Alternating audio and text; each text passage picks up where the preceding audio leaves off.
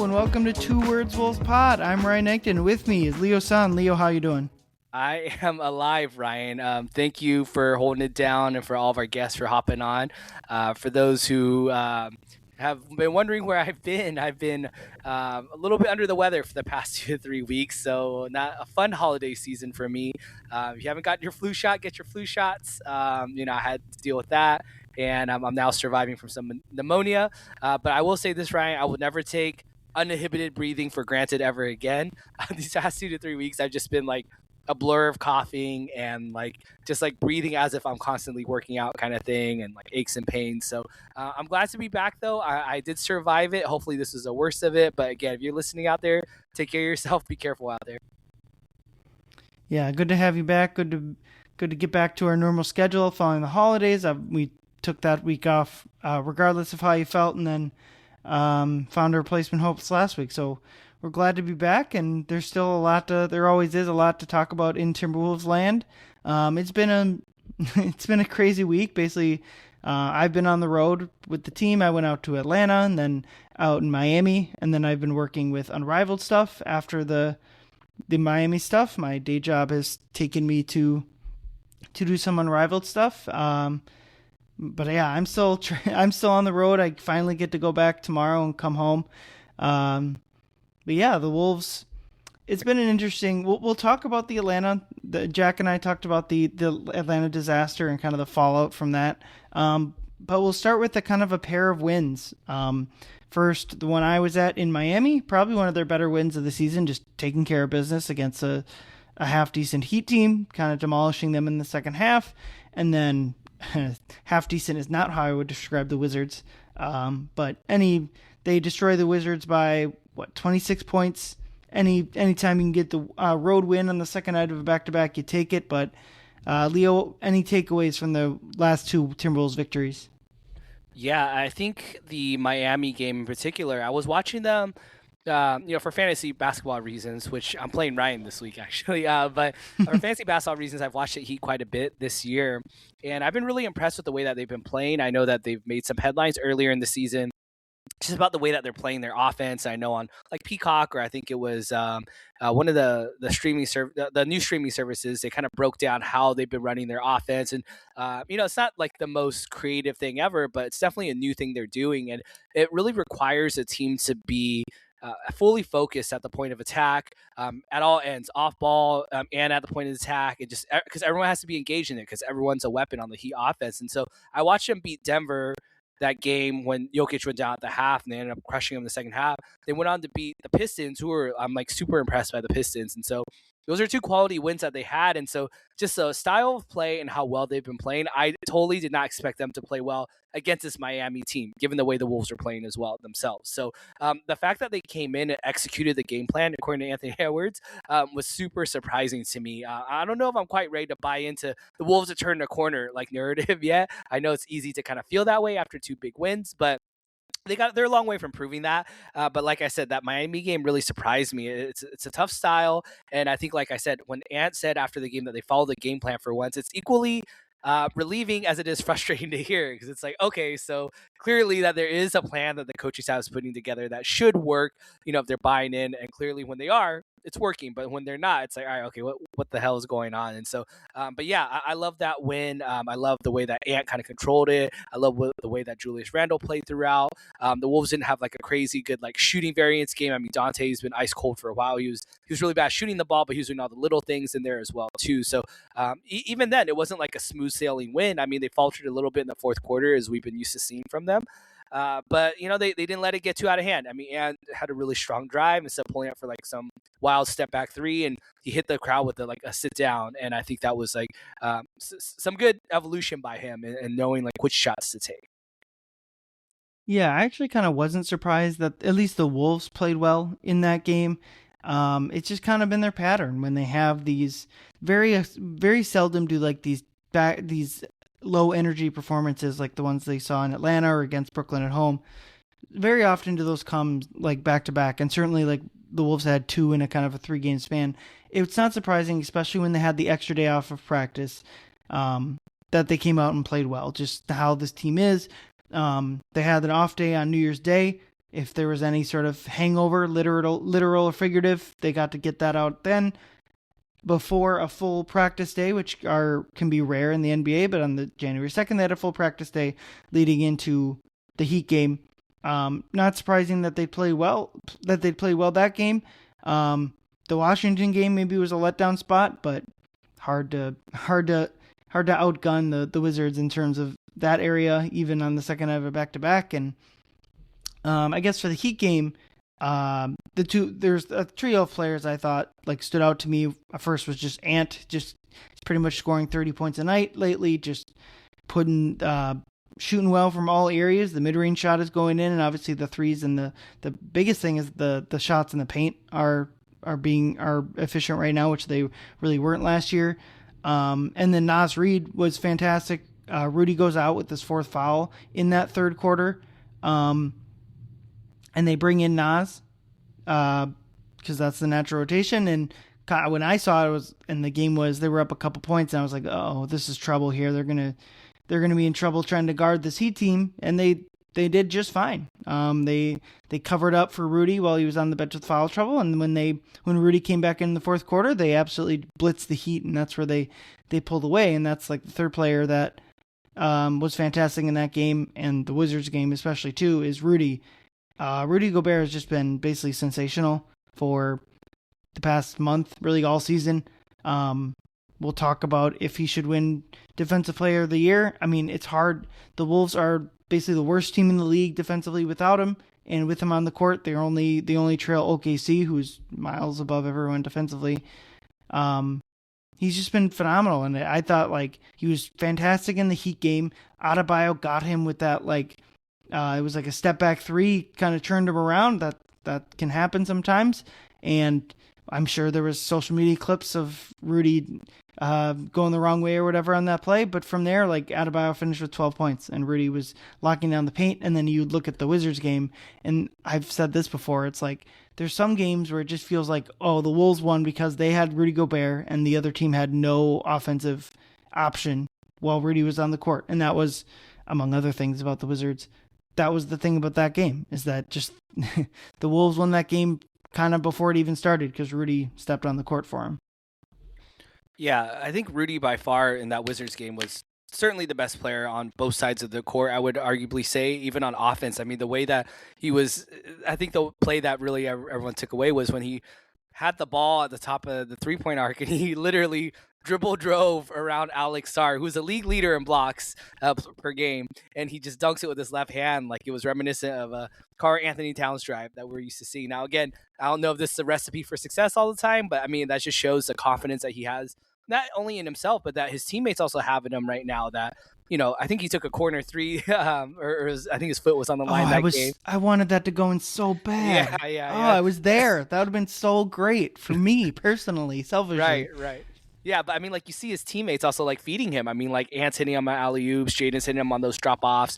Julius is hitting them in the right spots in the pockets as well too. And so you love to see that kind of starting to become a little bit more consistent. That was evident for sure in that Wizards game. And yeah, I mean, the Wizards game, it was a blowout. There's not too much to say about that Wizards game, but I feel like when I was doing the recap, I think in theory where it really started to fall apart was when CJ McCollum went up for a dunk. That was very unnecessary, and he got hung on the rim.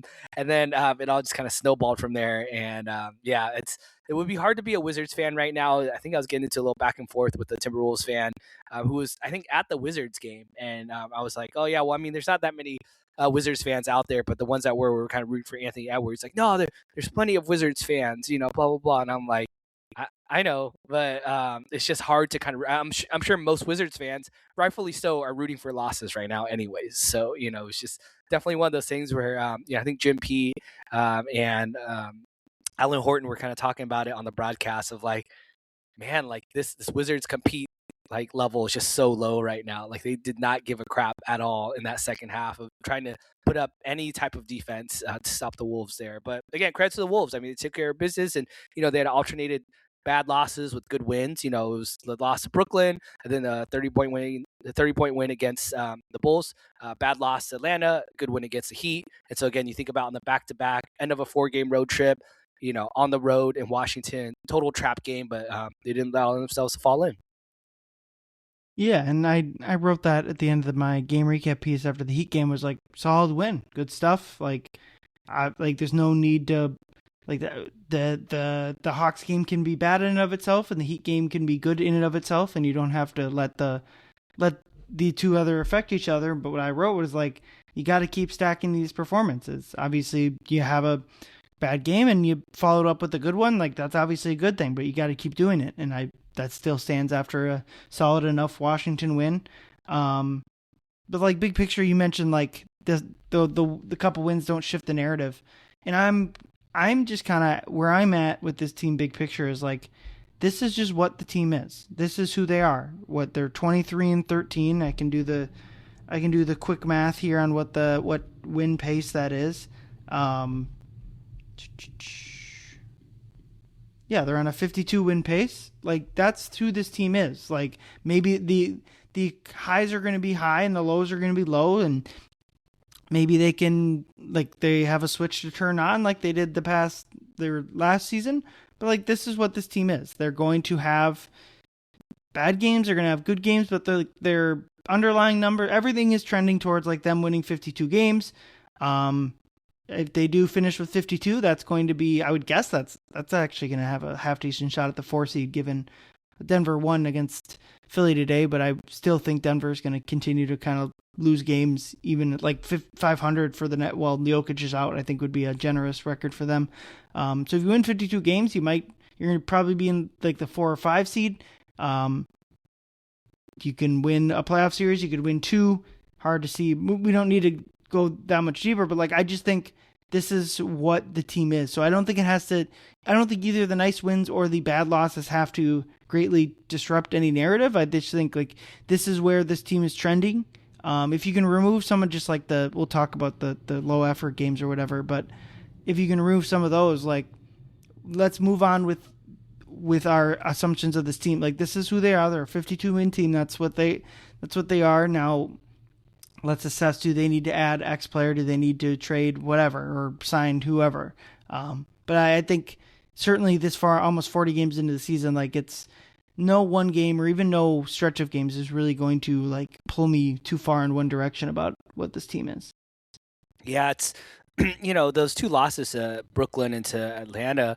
Uh, I felt like the games looked kind of how I felt, which was basically like a fever dream. Out there, their players were just kind of walking through the motions, pretending they were playing a professional basketball game where they clearly were not in it, and that happens. That happens. I mean, the Thunder lost by 30 points pretty much against the Hornets at home. Like teams have that. Even the championship, aspiration teams have that.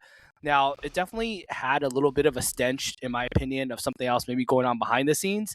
But at the end of the day, I think it's as simply put as what Ant said, that I mean it's Timberwolves basketball at this point. And again, that sounds like it's like this really inflammatory remark, but it's like no, I mean like literally the give a shit factor is the biggest swing set for this Timberwolves team. Like when they really do give a shit, whether they're playing in the playoffs, and they really do give a shit, versus when they're playing just kind of these January games that don't really seem like they mean that much. And so I agree with you. Yeah, maybe this just is who the Timberwolves are, and we know that they're capable of, Western Conference Final appearances, being a top 3 or 4 team in the league when it really comes down to it. But their ceiling should be higher than that if they can kind of fix that. Like, all right, we'll just kind of play up and then play down, and what's kind of like, Jekyll and Hyde type of effort. Yeah, I think. Yeah, let's kind of dive into the Brooklyn and the game at home against Brooklyn and the New Year's Eve game on the road in Atlanta. And I think it's important to remember, or it's important to point out like 2 different things. Is that one, all teams have games like that.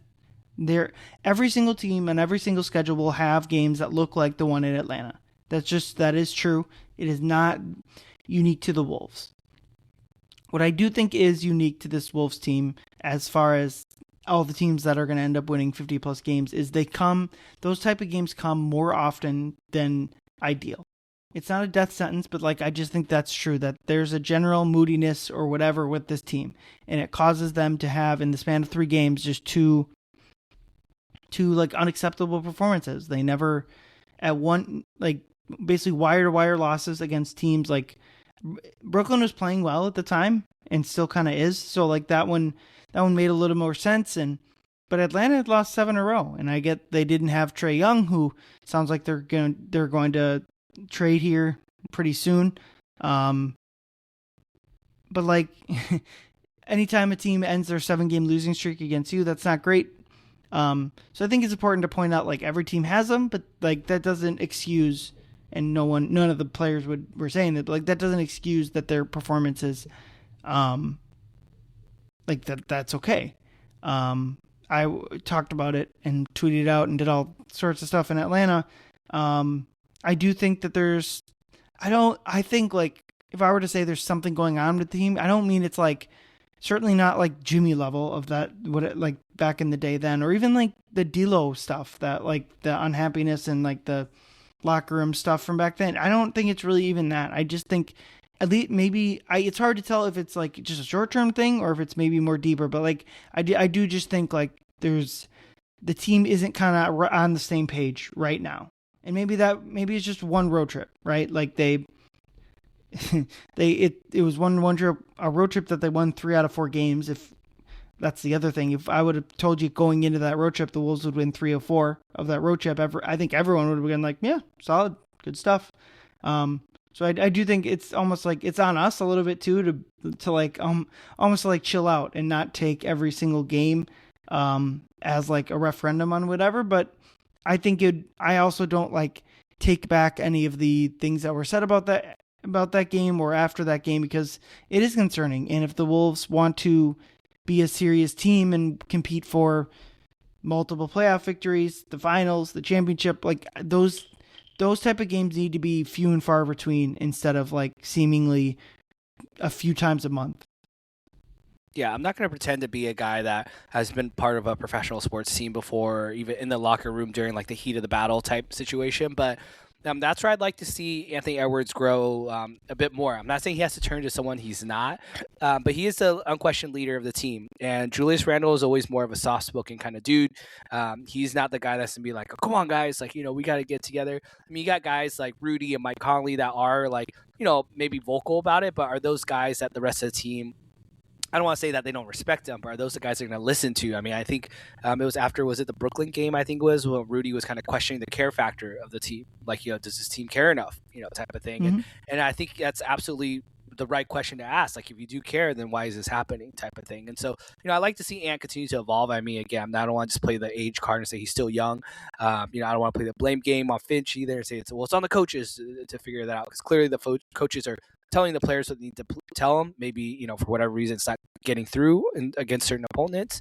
But the fact of the matter is that, this team doesn't go as far as Ant's going to take them, and that's not only on the court, but off the court, in the locker room as well, too. So, if he has, I don't want to say he has to, again, he doesn't have to change who he is as a person, but maybe he needs to recognize, like, hey, when this is happening, like, maybe I could do more to course correct at halftime or whatever the case is. We hear so much about, oh yeah, Finch cussed us out at halftime, man, and we came out the other way. I mean, like, that's happened many, many times. And so I'm not saying Ant has to be the guy to cuss him out, but maybe like he can take the reins a little bit more, however that may be. So I do think that that's something that is a bit concerning. Yeah, and there's a lot of good quotes that I tweeted out that I thought were very incisive about where the team was at least on New Year's Eve.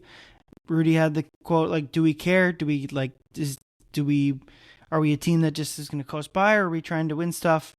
Dante had quotes that were like, it's not on the coaching staff, it's on us. And that kind of matches with what Ant said, in Miami, that was like, we don't follow the game plan sometimes. I don't know why, but we just don't. And I think it's almost all of these answers come with like, I don't know why this keeps happening. I don't know why. And maybe that could just be like how they answer it in media, and they don't feel comfortable really explaining it, but I think they need to figure out why, or at least to a certain extent. And again, if they have 40 something games left, did they have 1 or 2 games like that the rest of the way? Like that happens. That is like what you mentioned, OKC got blown up by Charlotte. Like, these type of games are going to happen. It's not that it never happens, but like, it just needs to be like the exception. But in right now it feels like the exception is like a month straight of just like hard, tough, following the game plan type wins. But yeah, I think I don't know. I'm still kind of trying to gather more information about where this team is at, and maybe coming home for a few games can do that. And maybe playing some Western Conference teams. They've had like 8. Yeah. They're in a stretch of 8 straight against the East in 10 of 11. So always a crazy part of the schedule. Ryan, if I had to ask you, just kind of right off the top of your head now, if I could tell you that the Wolves are going to finish in the Western Conference Finals and lose again, say in like 5 games or whatever, would you be like, yeah, you know what, I'd accept that fate? Would I accept, like you're saying, like would you I be get to happy with choose? that? Yeah, like it's like, hey, either you have mystery box, you have no idea how far they could go, they could win a championship, or they could lose in the first round, or you can guarantee they're going to make the Western Conference Finals and lose in 5 again. Like, which one do you feel like you'd be more like apt to lean towards? Losing 5 again is like the biggest piece. Like I would rather like lose in the second round by 7 games than make the West Finals and lose in 5. Like I just want to feel like, I don't know. That's tough. Because I think getting like just, I've always said like get Ant into as many playoff series as you can. Mhm. Get him as many reps. Get him, and they've done that. They've played 6 playoff series the past 2 seasons, 8 in the past 4 seasons. Like it's just so clear every time he levels up mentally, physically, and with this game, every new playoff series, every new test, every new puzzle that there is to solve. So part of me feels like if this team, as at least right this second, like the version of the team that we sit on here with January 5th, I don't think this team is good enough to win the title. It's not to say in March, April, whatever, things can have change. So but right the second, they're not good enough. So if we're looking at it through that lens, like just get as many playoff series in as you can, and however the season ends up ending is whatever. Yeah. But I do want to see a little bit more of like I don't feel like there's any reasonable path for them to beat Oklahoma City in that series last year. They lost a close game 4, but like even if they won game 4, it just felt like they had no chance to go down to Oklahoma City and win a game. And the Dallas series is kind of the same way. And even if they had won the series, I think Boston, if they had made the finals, I think Boston had proven that they were the superior team. They were the best team in the NBA that year. I don't think the Wolves had a realistic chance of beating them. So it's like, I just want to feel like, okay, yeah, we lost, but like if X, Y, Z could have gone better, we would have won. And here's a realistic way we can fix X, Y, Z. Where if they get to a dead end again, and it's like, okay, this version of this team isn't good enough, and I mean, in the offseason, you can make moves. The salary cap opens up, all that stuff. But I don't know. It's an interesting question. Do you have an answer for yourself? I mean, I don't like off the top. The reason I even asked that question was because, I harken back to when Ant says, well, maybe this is just Timberwolves basketball. Like, it's been 2 years of, obviously it's different storylines. There's 2 very different teams and different opponents that they played. But this is who the Wolves are, and they like always are a team that can make the Western Conference Finals, like this iteration of the team, and just can't get over the hump. Like, would we be okay with that? Like, I'm with you in that I don't think that this is maybe a team that's like, okay, well, we're a championship, like, roster right now. There's definitely a lot more moves I think that could be done. There's a lot of extra fat that could be cut off around the edges, I think, and maybe turned into something better. The right deal kind of falls into our laps. But I do also believe that a lot of winning a championship is luck, and getting to the finals, even winning the finals, a lot of it could be on luck, and you just want to get as many shots at the barrel that you can to hopefully get lucky. One year, if they're getting 3 shots at the Western Conference Finals, okay, well, Dallas and the Thunder and OKC, like they didn't really have any bad injury luck that happened. I'm not saying you're wishing for injuries, but that does happen. That's how the Raptors beat the Warriors, in the finals, and even you can argue that that's maybe how the Pacers got that far with Jason Tatum going down against the Knicks, and then so the Pacers got to avoid the Celtics, who were the favorites, and then even the Thunder last year. I mean, they dealt with Tyrese Halliburton, who was leading the team in Game 7. Had the Pacers up before he blew out his Achilles, unfortunately. And so, that's all part of that luck factor. And again, you never want to see that. That's just the truth of it. That happens. And so maybe the Wolves make it to the Western Conference finals being the moody team that they are. Maybe something falls in their favor, maybe something worse falls in their favor. God forbid. I'm not even gonna speak that into the ether, but yeah, for me, I think I would be more than happy if this Wolves made the Western Conference Finals and lost in 5 again to kind of give themselves that shot and that potential luck to be on their side. But yeah, that's kind of how I feel about this iteration team. I do think, similar to you, that there's probably many moves to be made before the Wolves are truly like in that upper echelon of like, say OKC, Denver, whoever, to compete, or maybe, after expansion and us being relocated to the Eastern Conference Finals, maybe that'll be our time, so we'll see. I will say, as far as like the Ant, this is Timberwolves basketball quote, I think it is important with anything that Ant says, try not to read. It's not that Ant doesn't speak what he said. It's like, try not to read 3 levels deep into what Ant means is surface level. It's first or second level. He's not really. So I don't think he meant that, like Timberwolves quote is like, we're doomed. Like, this is how we're always going to play. I think it's just like a phrase. Like, this is just Timberwolves basketball. It's not, he's not, I don't know. It kind of reminds me of when he said like Bones was his guy and wanted Bones to play, and people took that as a shot at Rob. And I think a lot of us were like, no, he's not thinking about it that way. Like a lot of us do, where it's like, well, if Bones is in the rotation, then Rob can't play, which means Ant is against Rob. Like, no, it's not that deep. He just like Ant just likes Bones. Like it doesn't have to be anything deeper than that. So I do think with that specific, this is Timberwolves quote, I do think it's like he just meant they were playing crappy ball. Like I think in that specific instance, like that's all it meant. That's it's fair. not to say like they need to stop playing crappy ball. They obviously do. But like if someone that's been around the team 20 years said that, it obviously would come with a little bit more weight. But we talked about changes that need to come. One of the changes that they can make before the trade deadline is moving guys in and out of the rotation. I asked Finch about that in Atlanta, and he was quick to kind of shut down that idea that they could make rotational tweaks. Obviously, things can change. We're already like a half week out from that game at this point.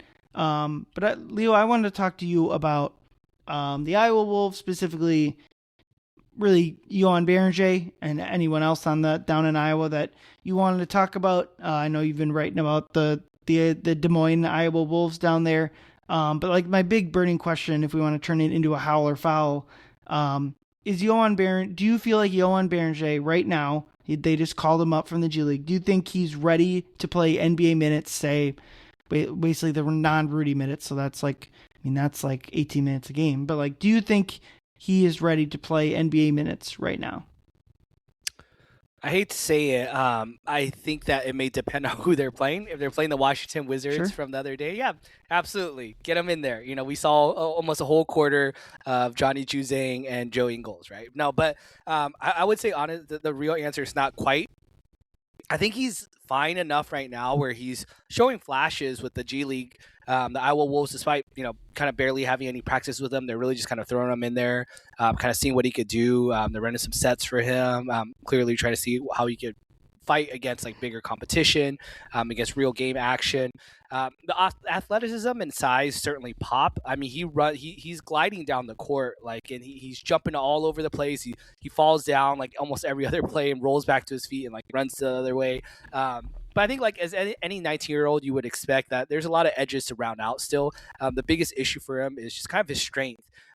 Oftentimes he kind of gets bodied out of the paint on both ends of the court, whether he's trying to get defensive rebound or just kind of wedge him out when he's trying to defend in isolation. I mean, we kind of saw, I think it was preseason against Jonas Valanciunas and the Denver Nuggets, where he just cannot stop someone from that size because he doesn't know how to leverage his athleticism and body against a bigger dude like that. And so that's happening a lot so far for him in isolation. He's just kind of getting like put under, stuffed under the rim type of thing. And so certainly that'll come with age and experience and kind of maturing into his body.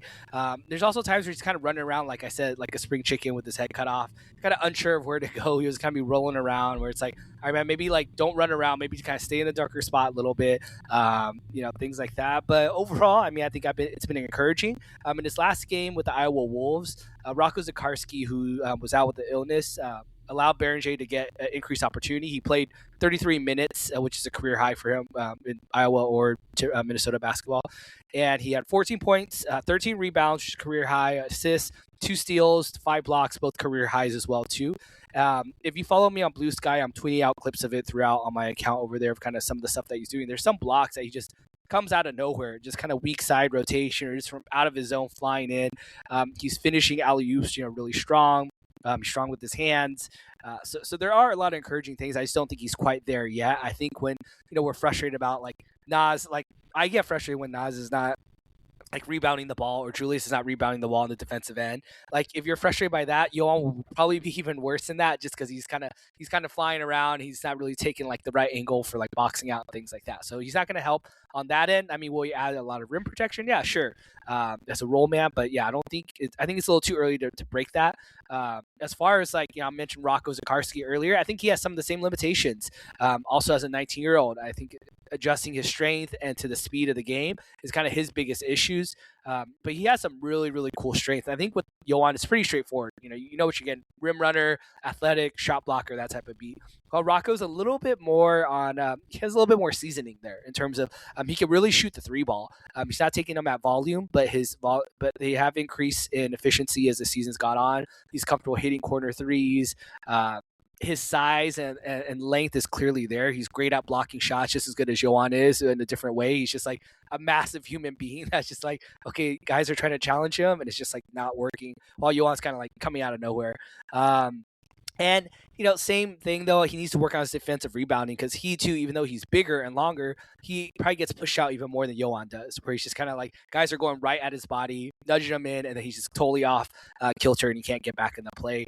He also kind of has a high dribble because they try to use him a little bit more as a playmaker. He has really good vision for his size and really great touch. I think when he has a vision to see it, but sometimes that handle is not there where it's like he's getting ready to pass the ball and he has really high dribble. Being at 7'3", of course, you're going to have high dribble, but he just kind of gets picked off. So he has some turnover issues.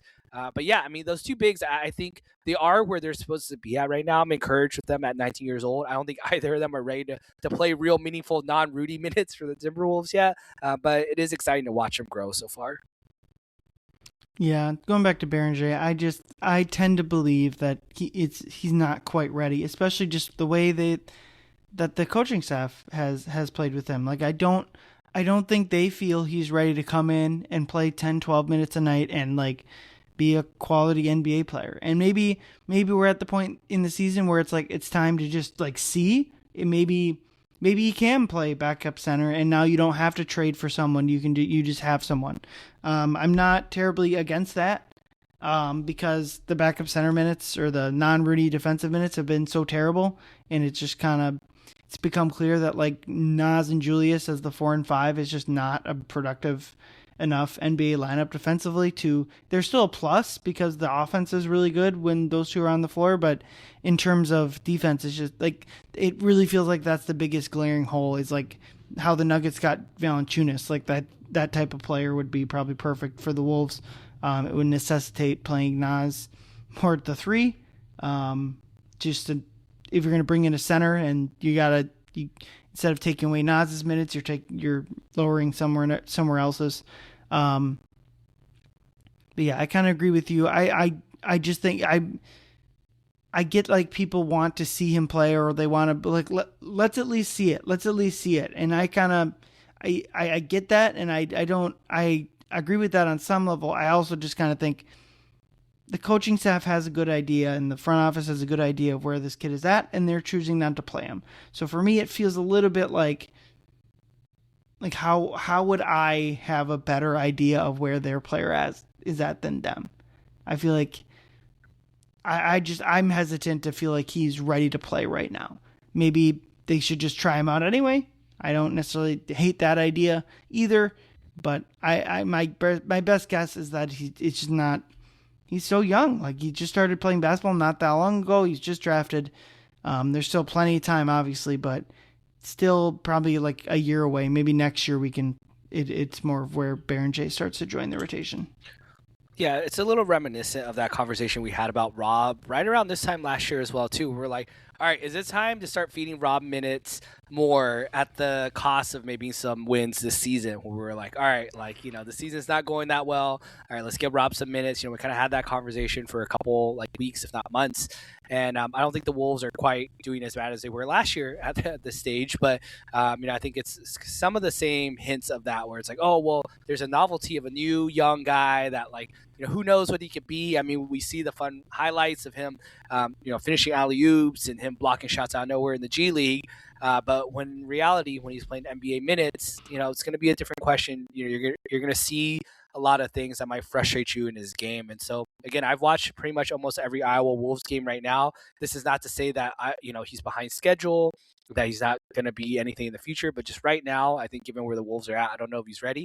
Again, injury could create opportunity. I'm not wishing for that, but you never know. I mean, Rudy's playing really, really well right now, but he's also not super young. If at some point, he, has some minor, hopefully just a very minor injury and they have to kind of rest him for a week, sure, maybe run up Joan in there, some backup, big minutes for a little bit, and then we can kind of see what happens. It's a long season.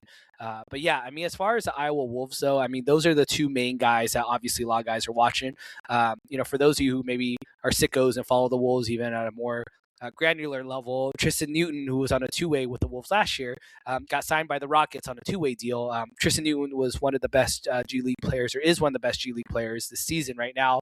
I think he's top 2 or 3 in scoring. He's shooting like a crazy effective field goal percentage right now. And so congrats to Tristan Newton. It sucks that it didn't work out with us here.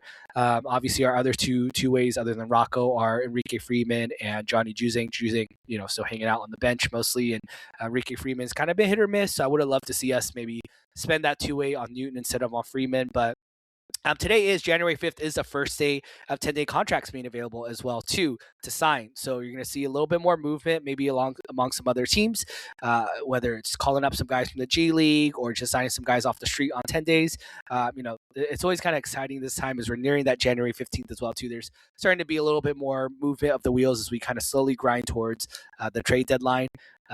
It's going to be cool to see. I will say this, Ryan, I've heard some murmurings, some of my inside sources, that the Wolves have been making calls. They are interested in adding a scoring punch, a secondary creator. They've called on a couple teams to ask. Rob Dillingham is a guy I think who is on the trade block right now. Doesn't mean that they're going to be urgent to want to get him off, but they are exploring that option right now. And so we'll see what happens. The trade deadline's still over a month away. But yeah, I do think that there will be some movement that we'll see. But again, most deals that are talked about never happen. So also it's possible nothing happens. Yeah, it feels like where the Wolves are at right now is that they got to make some sort of trade. Last year, it didn't feel that way. Last year, it was like they got these 8 guys. Like they have, obviously Mike was playing better, and they had Nikhil. Like they just had 8 solid guys, and it never felt worth it. And then they had 9th guys of Jalen Clark, and Shannon was playing well. Like there's no need to really mess with it unless they were going to make some sort of big trade involving like Julius or Nas or whatever. And obviously they didn't feel the need to do that.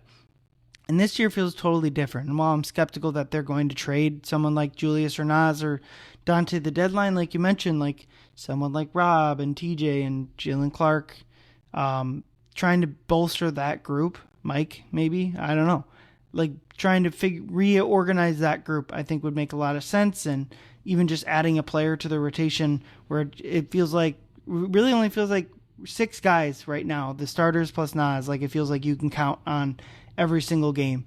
And that's just a night and day difference between this year and last year. And we still got a month until the deadline. So I think we're still kind of in the waiting game, still figuring out what exactly type of player, the contracts, blah, blah, blah. But it does feel like trades are going to be more likely this time around than in years past. Yeah, I wouldn't expect anything super major, like I don't think there's really any connection with Trae Young right now, or like the Ja Morants. I don't think the Wolves are doing any of that. But yeah, it'll be interesting to see. Maybe it's bringing back Daisha Nix. No, I'm just kidding. But there could be some smaller moves, I think, in the future. Maybe like a more Monty Morris type level move. So we shall see. Yeah, and if there is a big move to come, I think the offseason is when I would look for that, if that makes sense. Like you're moving Julius, you're trading Nas for a guard, like that type of move, I think would be an offseason move where you get another season of clarity on this version of the roster. Plus, Mike's $10 million comes off the books, assuming he's still on the roster. Just you get more flexibility that way. But let's move into our Apex Alphas of the week, our leaders of the pack. I'm going to go with Rudy Gobert. He's just been sensational. I already mentioned the Wizards game where he just deleted the paint from the other team, but it's really been a whole month of him just playing the best basketball he has in the Timberwolves. And it's not just defense, it's offense, and the way they've been utilizing him in offense has been night and day different from even a season ago, 2 seasons ago, where it felt like he was just a complete liability on the court on that end. Hasn't been the case. They've been using him in the short rolls. He's been, like you mentioned, the driving dunk that he had. He has the occasional poor shot or layup that doesn't even hit the rim or whatever, but he's just been sensational. I think it's interesting that his 2 worst games maybe of the season were both those 2 bad losses, Brooklyn and Atlanta. He's usually the one that is able to like keep the team stable in those matchups, and it happened to be the games that he was. I just think like the team is almost going as far as he can take them in some of these games, and when he has a bad game, the team goes with him, and it feels like the only way it feels like he should get Defensive Player of the Year, and the only reason he's not going to is because they don't want to give him a 5th one. Because he's been as valuable as any other defender in the entire league. The Wolves would be lost defensively without him. We've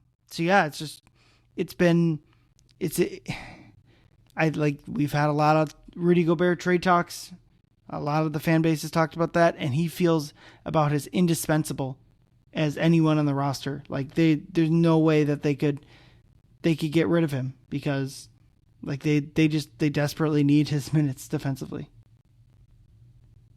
Yeah, I like that pick. I would have gone Rudy if you didn't go Rudy for sure.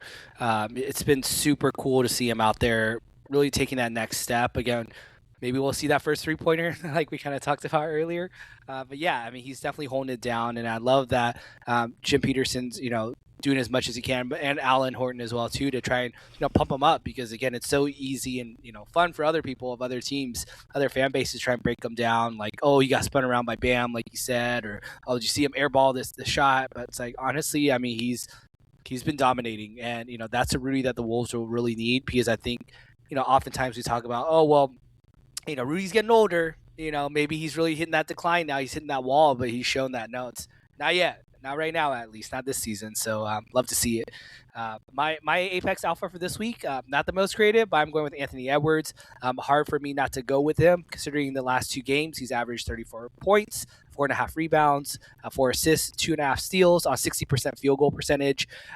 Just been extremely efficient with his scoring. He's been really surgical about it.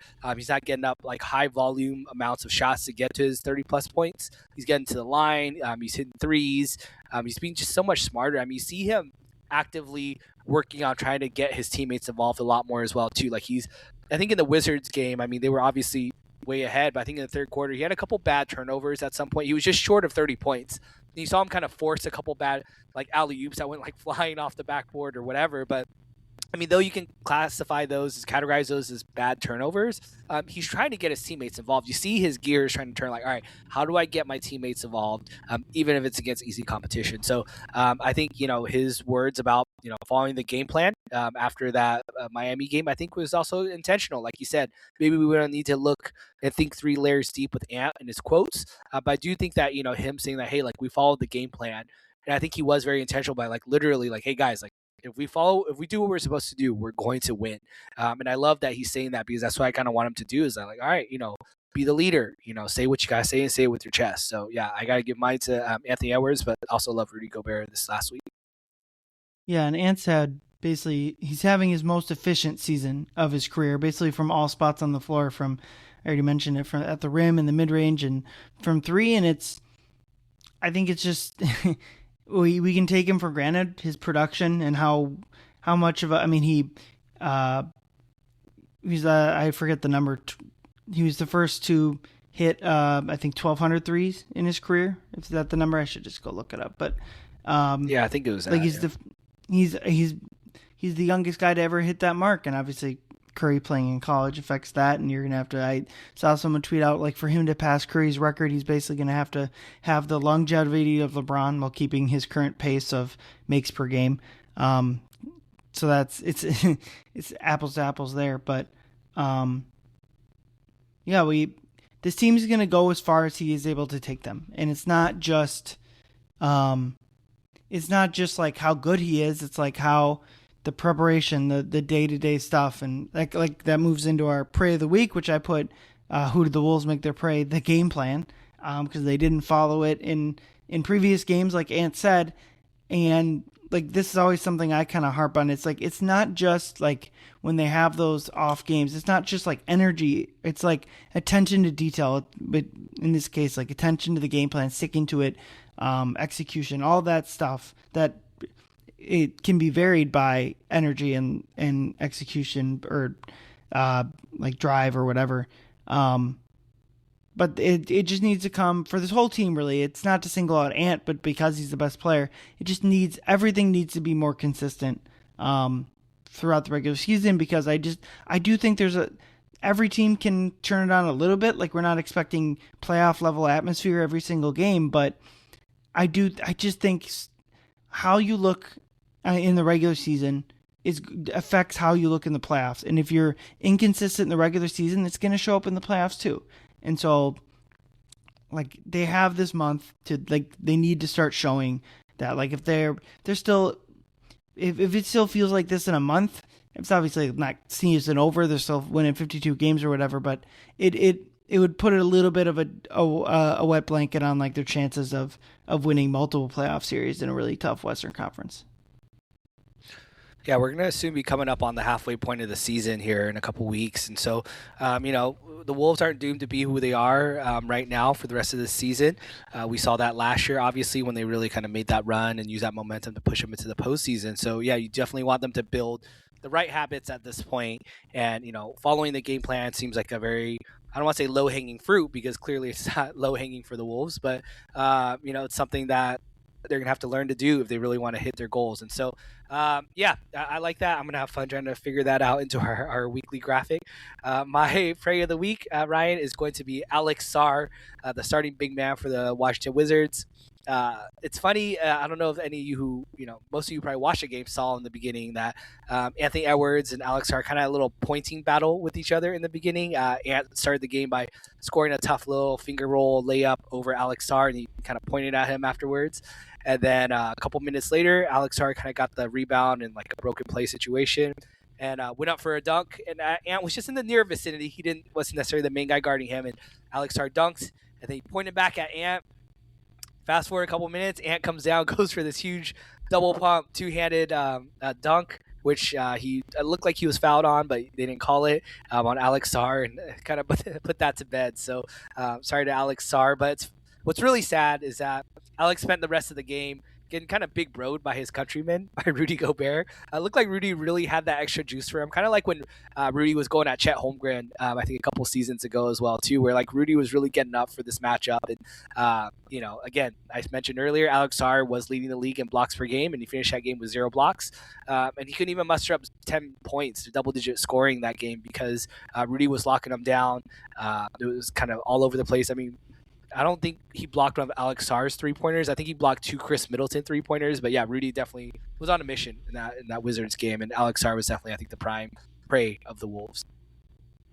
Yeah, the Wizards are just the Wizards are a mess. And it sounds like they might be in the Trae Young business. It's an interesting fit right there. But before we wrap up the show, I wanted to just kind of talk about the state of the Western Conference, or maybe just where do we think the Wolves can finish in the Western Conference. So right now they are 2 games up at the Suns in the 7 seed, and they're 2.5 back of the 2 seed Spurs and a game back of the 3 seed Nuggets, with the Heat, Rockets, and Lakers mixed in there. Just looking at it, I don't know how the Lakers keep winning games. It's kind of baffling, to be honest. They have basically a point differential of 0. While all the other top Western Conference teams have a much better point differentials, but they did it last year too. I don't know. I guess what seed, if I had to put what seed, if you had to guess what seed should they be and what seed will they be. And I kind of think like they should get the 3 seed. Like they should be able to pass up like the Lakers, the Nuggets, with the Nuggets having so many injuries. Like the 3 seed should be there. If I had to guess, I just kind of think they're going to not be able to do that, and they'll end up the 5 seed, and one of the Lakers or Nuggets with all the Denver injuries will pass them by. But what do you think?